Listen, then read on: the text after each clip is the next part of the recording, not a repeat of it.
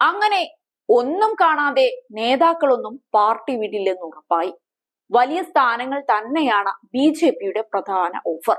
ഇത്തരം ഓഫറുകൾ കേട്ട് മയങ്ങിയാണ് പത്മജ വേണുഗോപാൽ കോൺഗ്രസ് വിട്ട് BJPയിലെത്തിയത്. ഏതായാലും പത്മജ വേണുഗോപാലിനെ ഛത്തീസ്ഗഡ് ഗവർണറാക്കാനാണ് BJPയുടെ തീരുമാനം. ലോക്സഭാ തിരഞ്ഞെടുപ്പ് ഫലം വന്നതിനു പിന്നാലെ തന്നെ ഇത് സംബന്ധിച്ച് നേതൃത്വം തീരുമാനമെടുത്തേക്കുമെന്നാണ് പുതിയ റിപ്പോർട്ട്. ബിശ്വഭൂഷൺ ഭൂഷൺ ഹരിചന്ദനാണ് നിലവിൽ ഛത്തീസ്ഗഡ് ഗവർണർ. ആരോഗ്യപരമായ കാരണങ്ങളാൽ അദ്ദേഹം ഉടൻ പദവി ഒഴിഞ്ഞേക്കും. ഈ സാഹചര്യത്തിലാണ് പത്മജയുടെ പേര് പരിഗണിക്കുന്നതെന്നാണ് വിവരം. അതേസമയം തനിക്ക് ഇത് സംബന്ധിച്ച് അറിയിപ്പുകളൊന്നും ലഭിച്ചിട്ടില്ലെന്നാണ് പത്മജ പ്രതികരിച്ചത്. പലയിടത്തു നിന്നും ഇത്തരത്തിൽ വാർത്തകൾ കേൾക്കുന്നുണ്ട്. BJP എനിക്കു വേണ്ടി നല്ലത് ചെയ്യുമെന്ന് ഉറപ്പുണ്ട്. പഴയ പാർട്ടിയിൽ നിന്നുണ്ടായ ചവിട്ടും കുത്തുമൊക്കെ ഉണ്ടാകില്ലെന്ന് ഉറപ്പുണ്ടെന്നും അവർ പ്രതികരിച്ചു.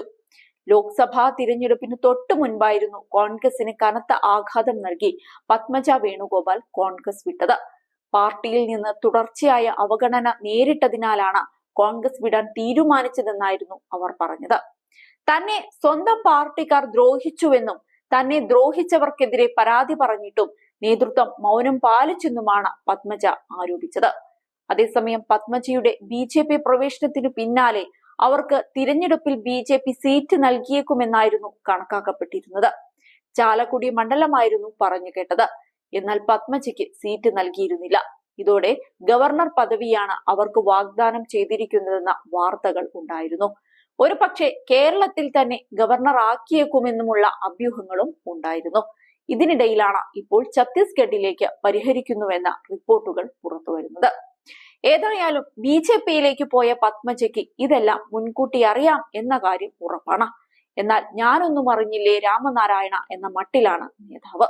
ദിവസങ്ങൾക്ക് മുൻപ് ഇത്തവണ കേരളത്തിൽ BJP ആധിപത്യം ഉറപ്പിക്കാൻ കൂടുതൽ വർഷം കാത്തിരിക്കേണ്ടി വരില്ലെന്ന പ്രസ്താവനയുമായി നേതാവ് എത്തിയിരുന്നു.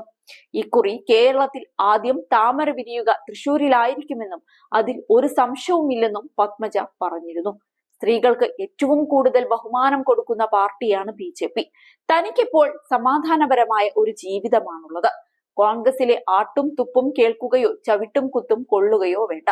ഏറ്റവും കൂടുതൽ സ്ത്രീകൾക്ക് അവസരം നൽകുന്ന പാർട്ടിയാണ് BJP. ചാണകമെന്ന് വിളിച്ചാണ് BJPയിൽ ചേർന്നതിന് പിന്നാലെ തന്നെ പരിഹസിച്ചത്. എന്നാൽ ചാണകം എന്ന് പറയുന്നത് പൂജ്യമായ വസ്തുവാണ്. അമ്പലത്തിലെ ചാണകവെള്ളം കുടിക്കാൻ ആർക്കും കുഴപ്പമില്ല എന്നാണ് BJPയെ പാദസേവ ചെയ്തുകൊണ്ട് പത്മജ പറഞ്ഞിരുന്നത്. എത്ര കാലം ഇതൊക്കെ മുന്നോട്ടു പോകുമെന്ന് കണ്ടു തന്നെ അറിയണം.